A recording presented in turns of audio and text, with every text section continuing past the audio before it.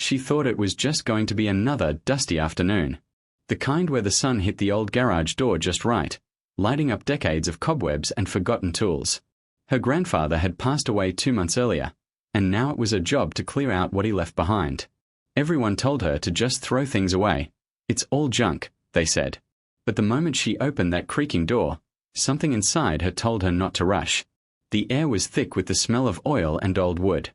Boxes were stacked high, labeled with fading ink, asterisk tools, photos, war stuff. Asterisk she brushed off a shelf, sending a cloud of dust into the light. Each corner held fragments of her grandfather's life, a man who had always been quiet, private, the kind who kept stories locked inside rather than spoken aloud. She started sorting through old paint cans and rusted bolts, her fingers turning black with grime. It wasn't until she reached the back, behind a heavy wooden workbench, that she noticed something odd. A small trunk, half buried under a top. Unlike everything else, it wasn't covered in dust. Someone had moved it recently. She pulled the top away and crouched down. The trunk had metal clasps and strange markings carved into its surface, symbols she didn't recognize. Her grandfather's name was scratched faintly across the top, along with a date that made no sense. Asterisk 1916. Asterisk her grandfather wasn't even alive then. Her heart started to race. She hesitated before opening it, half expecting a snake or a pile of junk inside. But what she found made her freeze. Wrapped carefully in a layer of dark cloth was an old helmet, heavy, dull, but perfectly preserved. Its design didn't look modern or even like something from the World Wars. It was older, ancient, and on its side, barely visible in the dim light, was a symbol that sent chills down her spine, the same one carved into the trunk. She whispered to herself, "What is this?" The garage felt colder suddenly, as if the air around her had shifted. And deep down, she knew this was no ordinary relic. Her hands trembled as she lifted the helmet out of the trunk. It was heavier than she expected, solid and cold, as if it had been buried deep underground for centuries. The metal wasn't rusted, but it didn't shine either. It had a strange, dark hue, almost like stone. She brushed her fingers across the surface, feeling the ridges and lines etched into it. They weren't scratches from use. They were symbols. Symbols she didn't recognize, yet something about them felt familiar, like she'd seen them before in a dream. The inside of the helmet was lined with worn leather, cracked and old, but there was something else, a faint smell, metallic but not unpleasant, mixed with something she couldn't quite name. She set it on the workbench, heart pounding in her chest. The symbol on the side caught the afternoon light again, and for a moment, it almost seemed to glow. She blinked, rubbed her eyes, and it was gone. She opened the rest of the trunk, hoping to find an explanation. Inside were papers, yellowed and fragile, and a small notebook bound in dark leather. Her grandfather's handwriting filled the first few pages, neat, careful, and dated decades earlier. The first line made her stop. Asterisk if someone finds this, know that it's not just a helmet. It's a key. Asterisk her eyes scanned the pages quickly. The entries were fragmented, scattered thoughts. Mentions of a site, of artifacts, of things that weren't meant to be found. He wrote about dreams he couldn't explain, of battles in deserts that didn't exist, of voices speaking in a language no one should know. One line stood out from the rest. Asterisk the helmet doesn't belong to any army on Earth. Asterisk she laughed nervously, setting the book down. It sounded impossible. Her grandfather was a retired mechanic, not an explorer. He fixed cars, built furniture, and spent most of his life in that little town. There was no way he could have come across something like this. And yet, the trunk, the carvings, the weight of the metal, it all felt too real to dismiss. She decided to clean it, maybe to convince herself it was just a family heirloom or some rare collector's piece. As she wiped away years of dust and grime, she noticed faint engravings hidden under the surface, a circular pattern wrapping around the top of the helmet, like a map or compass. When she tilted it toward the light, she could see tiny, precise symbols arranged like constellations. Her phone buzzed, breaking the silence. It was her brother, checking in. She hesitated, then answered. "Hey, found anything interesting yet?" he asked, his voice casual. She looked at the helmet, unsure what to say. "Just old stuff," she replied quietly. "You'd be surprised what's in here." He laughed and hung up, but she didn't. The garage was still, and for the first time, she noticed how heavy the air felt, as if the walls were holding their breath. A sudden wind pushed against the door, making it creak. The pages of the notebook fluttered open again, landing on a drawing. Her grandfather had sketched the helmet, every line, every mark, exactly as it was. But beneath it, he'd drawn something else, a circular structure, half buried in sand, with that same symbol at its center. A note beneath read, asterisk located near the ruins. Must never be disturbed. Asterisk, her stomach turned. She didn't know of any ruins, at least not near here. But as she thought about it, she remembered how her grandfather used to disappear for weeks when she was a child. He always said he was visiting old friends. She had never questioned it. The air grew colder. She reached for the helmet again, running her thumb over the symbol on the side. It didn't feel like metal anymore. It felt alive. For a moment, a low hum filled the room, faint, like an electric vibration just beneath hearing. The lights flickered. She stepped back quickly, heart racing. Then everything went still again. The hum vanished. The garage was silent. She stood there, staring at the object that had been hidden away for so long. Whatever it was, her grandfather had kept it secret for a reason. And now, for reasons she couldn't explain, she could feel that reason staring back at her, pulsing from the cold metal, as if it was waiting for her to remember something she wasn't supposed to. That night, she couldn't sleep. The image of the helmet stayed in her mind like a whisper she couldn't turn off. Every time she closed her eyes, she saw it, the strange symbols glowing faintly, the weight of it resting in her hands, the soundless hum she'd felt in her bones. She kept telling herself it was just her imagination, that she was tired and overwhelmed, but deep down, she knew something about that helmet wasn't ordinary. By midnight, she gave up on sleep. She went back to the garage, the air cool and heavy with the scent of rain. The single bulb above flickered as she stepped inside. The trunk still sat open, the notebook beside it. The helmet rested exactly where she'd left it, quiet and still. She pulled a chair closer and sat down, staring at it. "What were you hiding, Grandpa?" she whispered. She picked up the notebook again and turned the pages carefully, reading every word. Her grandfather had written about a discovery, a dig site he had been part of in the 1970s. According to the notes, they'd uncovered artifacts made of materials unknown to modern science. Most of it was confiscated by government officials, but he'd managed to keep one thing hidden, the helmet. He wrote that it reacted to certain people, that when touched, it would emit a faint vibration or light. He called it asterisk the echo. Asterisk, she flipped another page, her pulse quickening. There was a sketch of a human head wearing the helmet, but the outline didn't quite look human. The skull shape was longer, the jaw narrower, and the eyes enormous. Beneath the drawing, he'd written, asterisk not from our time. Maybe not from our world. Asterisk, she let the notebook fall shut. "That's impossible," she said out loud, her voice barely a whisper. She stood, pacing. Her rational mind told her it was nonsense, an old man's obsession, a fantasy created after too many years alone. But another part of her, the part that remembered his eyes when he used to tell stories about the stars, felt something different. A strange pull. The bulb above her flickered again. A faint sound filled the air, like a low hum, steady and rhythmic. She froze. It was coming from the workbench. The helmet. It was vibrating slightly, as if it had a heartbeat. Her instinct screamed to back away, but curiosity held her in place. She took a step closer. The hum deepened, not loud, but enough to make the hairs on her arm stand up.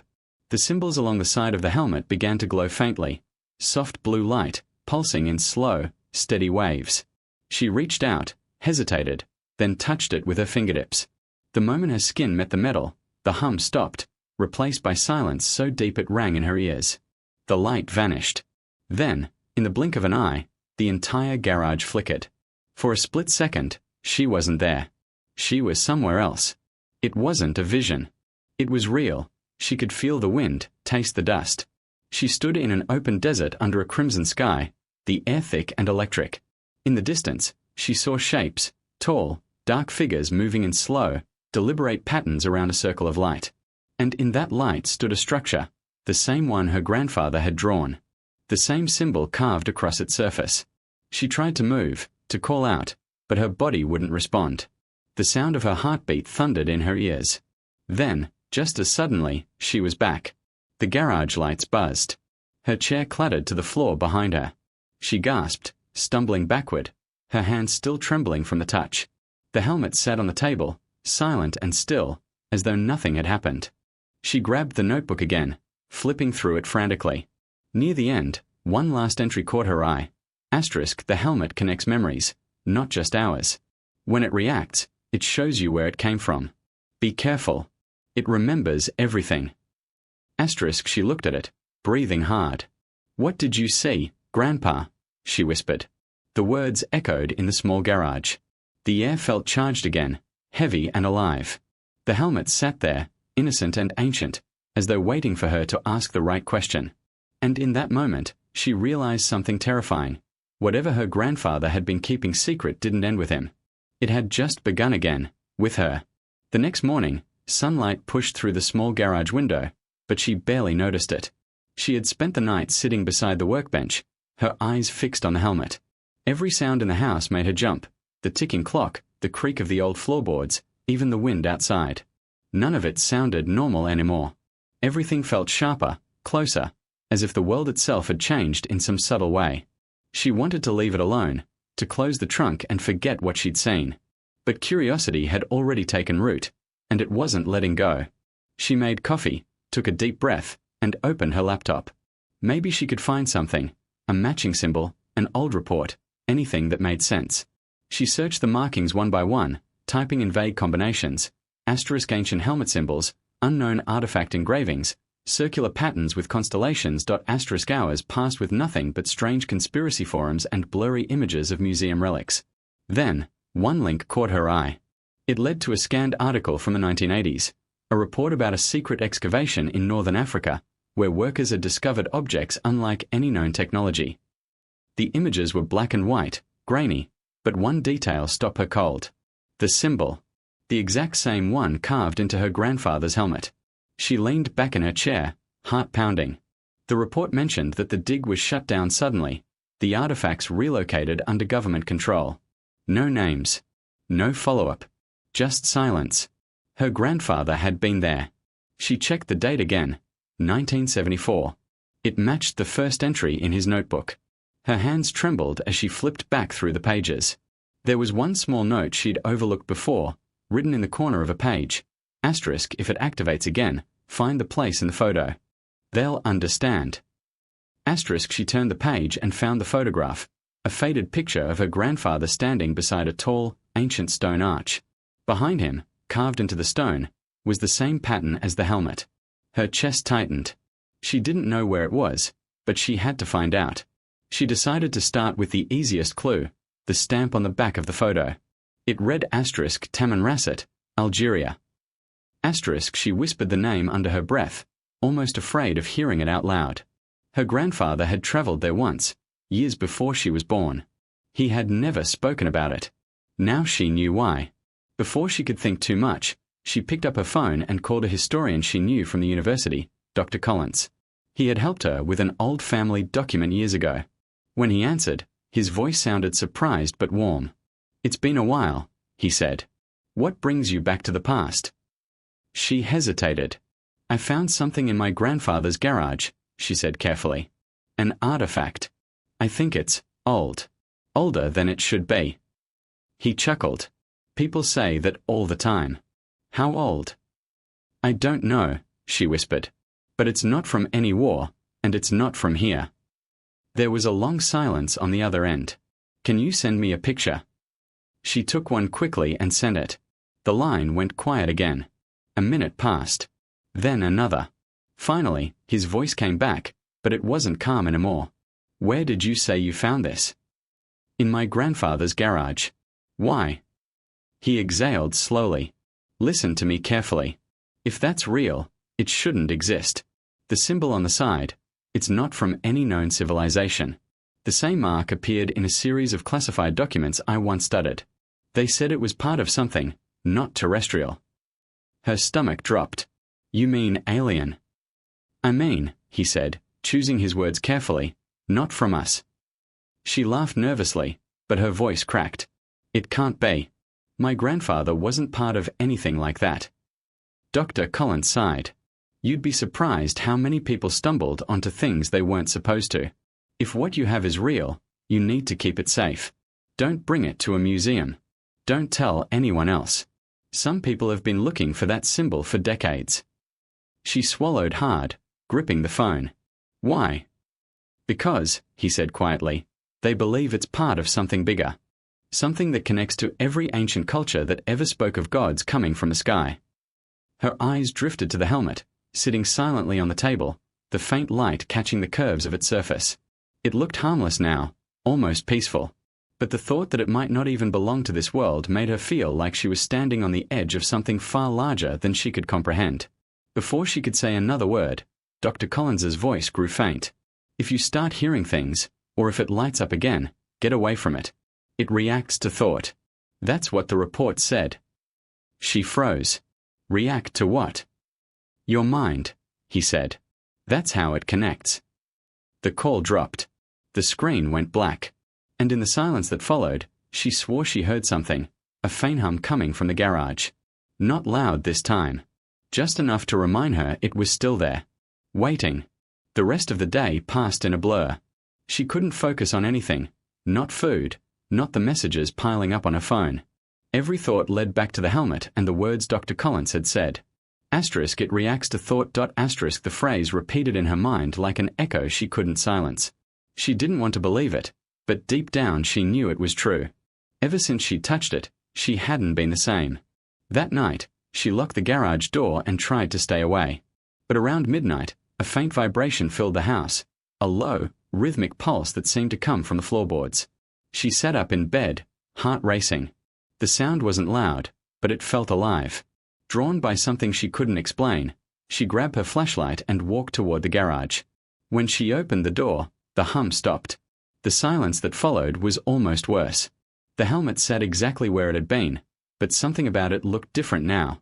The markings seemed sharper, clearer. She stepped closer and noticed faint light pulsing from the lines, like the metal itself was breathing. Her grandfather's notebook still lay open on the bench. She turned a few pages and found a section she hadn't seen before, one that was almost torn out. The ink was darker, the handwriting rushed. Asterisk it can't be destroyed. Asterisk he'd written. Asterisk it finds the one who listens. The one who dreams. Asterisk she swallowed hard, running her thumb over the page. The hum started again, faint but steady. The symbols glowed brighter this time, the same soft blue she'd seen before. What do you want? She whispered. Her voice sounded small in the cavernous quiet. Then something happened she couldn't explain. The air shifted, the light in the garage flickered, and her flashlight dimmed. She felt warmth spreading through the air, not from the light, but from the helmet itself. It wasn't glowing anymore. It was asterisk radiating. Asterisk a voice, not loud, not clear, seemed to brush against her thoughts. It wasn't in English. It wasn't in any language she knew. But somehow, she understood the meaning. Asterisk remember. Asterisk her knees weakened. The world tilted, and suddenly she wasn't standing in the garage anymore. She was somewhere else, somewhere impossible. She stood in a vast chamber carved into stone. The air was thick and warm, and light poured from long cracks in the ceiling. Dozens of figures surrounded her, wearing armor shaped like the helmet she'd found. None of them spoke. They stood still, watching. Their faces were hidden, but she could feel their gaze like a weight pressing against her chest. In the center of the room was a large stone altar, and on it, a figure lying still. The same symbols were carved into the altar, glowing faintly, just like the helmet's markings. One of the armored figures stepped forward and lowered their head toward the altar. Then, in unison, they all raised their hands. The light grew brighter until it filled her vision completely. She gasped and stumbled backward, hitting the cold floor of the garage. Her flashlight rolled away, clattering against the wall. The helmet was still in front of her, glowing softly. Her hands were shaking. She looked down and realized the symbol on the helmet had changed. It wasn't the same as before. It was moving, shifting, like it was alive. She backed away, her mind racing. Had she just seen the past? Or something else entirely? The notebook still lay open. Her grandfather had written one last line under the torn page. Asterisk it shows you the beginning, but not the end. Asterisk her phone buzzed, startling her. It was Dr. Collins again, his voice tight with fear. You need to get out of there, he said immediately. Whatever that thing is, it's not just an artifact. I found more reports. The last person who had contact with one disappeared. Completely. Her voice trembled. What do you mean, disappeared? I mean gone, he said. No body. No trace. They said the object absorbed energy, conscious energy. Thoughts, memories. It feeds on awareness. She looked at the helmet again. The blue light was fading now, pulsing slower, almost like it was sleeping. It's not doing anything now, she whispered. Don't touch it again, he warned. Whatever it showed you, it's trying to connect. That's what it does, it finds hosts. She hung up without responding. Her breathing was shallow, uneven. She took one last look at the object that had turned her grandfather's garage into something unrecognizable. The hum had stopped, but the air still felt charged, alive. And as she turned to leave, something whispered faintly behind her, so soft she almost missed it. A single word that didn't sound like a memory, but a command, *return.